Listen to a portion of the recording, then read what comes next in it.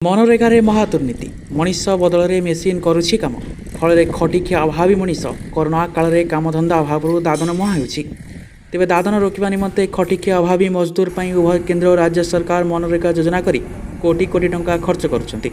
किंतु कोरोना भली महामारी ठू बेसी संगीन होछि सरकारी महामारी जे दिन दीपर खोला दस्तावेज रे श्रमिक दर्शाई लक्ष लक्ष टंका लुटि चली। आमे कहूँ बलांगीर जिला बंगमुंडा ब्लॉक देड़गाँ पंचायत रे चली मनरेगार महादुर्नीति कथा। गाँव में रही ग्राम पंचायत आउ चली क्षेत्र पोखरी खनन काम। ये सूचना फलकटी को टिके भल भाव नजर पकातु।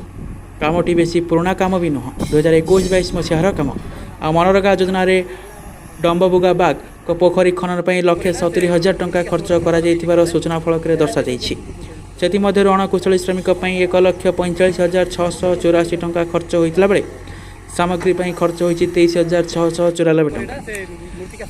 एमतीक श्रमिकों मजूरी बाबद को 308 टंका दि जाऊा फलक स्पष्ट लिखाई।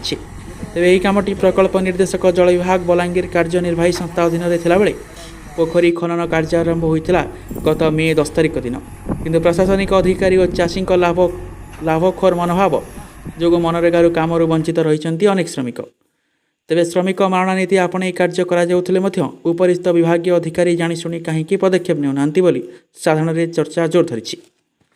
ब्यूरो रिपोर्ट कौशल न्यूज।